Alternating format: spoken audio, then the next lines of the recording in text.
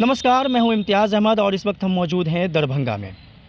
दरअसल पिछले वर्ष 2022 के नवंबर माह में दरभंगा के बहेड़ा थाना अंतर्गत बदरबन्ना गांव के निवासी समीउल्लाह उर्फ नसीम की मारपीट के दौरान वो जब घायल हो गए थे, उसके बाद इलाज के दौरान उनकी मौत हो गई थी, जिसमें मामला हत्या के तहत दर्ज किया गया था।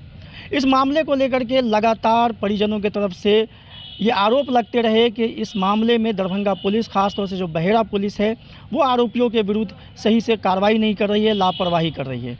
लेकिन आज इस मामले में एक बड़ी खबर आई है कि समीउल्लाह का जो कत्ल हुआ था, उसमें जो आरोपी थे, जो फरार चल रहे थे, उन लोगों के ख़िलाफ़ कोर्ट का हंटर चला है और कोर्ट के आदेश के बाद दरभंगा पुलिस ने कुर्की ज़ब्ती किया है।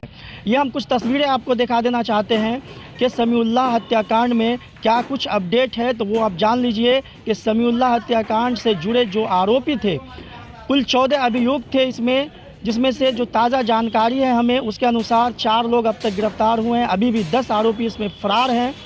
ख़ास तौर से इस मामले के जो मुख्य आरोपी थे कमरुल हसन, जो जदयू के ज़िला अल्पसंख्यक प्रकोष्ठ के ज़िला अध्यक्ष बताए जाते थे, वो भी अभी फ़रार है। वो पुलिस की गिरफ्त से अभी बाहर ही है। उनके घर का भी कुर्की ज़ब्ती हुआ है। ये जो तस्वीरें आप देख रहे हैं, ये वहीं की तस्वीरें हैं जो कुर्की ज़ब्ती कर रही है दरभंगा बहेड़ा थाना की पुलिस। वो हम ये नज़ारा आपको अभी दिखा रहे हैं कि किस तरीक़ा से इन आरोपियों के घर के चौखट, खिड़की, दरवाजे, सामान सब निकाले जा रहे हैं। कोर्ट के आदेश के बाद ये कार्रवाई हुई है जो हम आपको दिखा रहे हैं कि समीउल्लाह हत्याकांड में जितने भी फरार आरोपी चल रहे हैं, पुलिस ने जब उसे गिरफ्तार नहीं कर पाया है, तब जाकर के कोर्ट के आदेश के बाद ये कुर्की ज़ब्ती की कार्रवाई चल रही है। तमाम इसके जो अभी 10 आरोपी हैं वो फरार चल रहे हैं। जो जानकारी है उसके अनुसार उन लोगों के घरों पे 19 जनवरी और 20 जनवरी, ये 2 दिन तक जो जानकारी है, ये दोनों दिन कुर्की ज़ब्ती की कार्रवाई की गई है पुलिस के तरफ से और ये उनके घरों की कुर्की ज़ब्ती हो रही है। जैसा कि हम बता दें आपको कि शुरू से ही इस मामले में ये आरोप लगता रहा कि इस मामले के जो मुख्य आरोपी हैं, ख़ास तौर से कमरुल हसन, वो जदयू के ज़िला अल्पसंख्यक प्रकोष्ठ के ज़िला अध्यक्ष थे। इसलिए ये आरोप लगता रहा कि शायद हो न हो सरकार इसे संरक्षण दे रही होगी, सरकार इन लोगों को बचाना चाह रही होगी।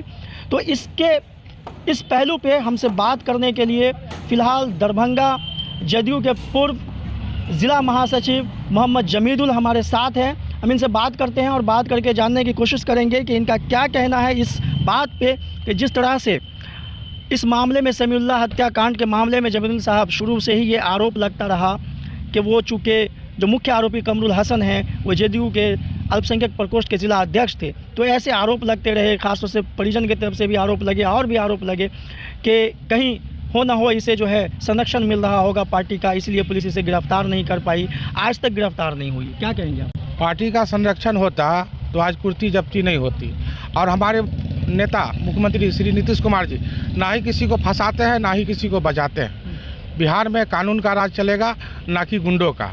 और ये जो आरोपी है, इसको पहले हमारे प्रकोष्ठ को जो भी ये जो अध्यक्ष थे, वो प्रकोष्ठ भंग हो चुकी थी, तब ये हत्याकांड हुआ है। और वो उस टाइम में जिला अध्यक्ष नहीं थे।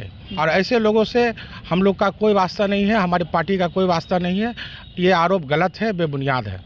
आप कह रहे हैं कुर्की ज़ब्ती की कार्रवाई हुई है। कुर्की ज़ब्ती तो इसलिए हुई कि कोर्ट का आदेश हुआ, पुलिस गिरफ्तार नहीं कर पा रही है आरोपियों को। अभी भी 10 आरोपी मुख्य आरोपी समेत फरार है, अभी आज तक फरार है ना।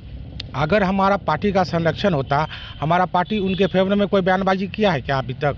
या हम लोग उसके लिए कैंडल मार्च निकाले हैं कि वो गलत, वो सही आदमी है, ऐसा कुछ हुआ है? लेकिन ये भी देखा गया कि आपके पार्टी की तरफ से खुल के कमरुल हसन के खिलाफ, इस हत्याकांड के जो मुख्य आरोपी हैं, उनके खिलाफ खुल के पार्टी की तरफ से कोई ऐसा बयान भी नहीं आया कि हाँ उसे सज़ा मिलनी चाहिए। आप उनके परिजन से पूछ लीजिए। मैं हमेशा उनका विरोध किया हूं और उनके परिवार के साथ हमेशा रहा हूं। आप उनके घर वालों से पूछ सकते हैं। मैं भी तक पार्टी का नेता हूँ, नेता हो या कार्यकर्ता हो, पार्टी का ही होता है। मैं भी तक पार्टी का वर्कर हूँ। पार्टी के तरफ से आप जो पीड़ित परिजन हैं समीउल्लाह के, उनको क्या आश्वासन देना चाहेंगे इस मौके पर? देखिए, बकरे की अम्मा कब तक खैर मनाएगी? आज कुर्की ज़ब्ती हुआ है, कल वो भी पकड़े जाएंगे। देखिए, कोर्ट का न्याय का जो मामला होता है वो प्रोसेस से होता है। आज न कल वो गिरफ्तार होगा ही, वो जेल जाएंगे ही। और आरोपी है या नहीं, ये न्यायालय तय करेगी। हम आप उसको आरोपी सिद्ध नहीं कर सकते हैं।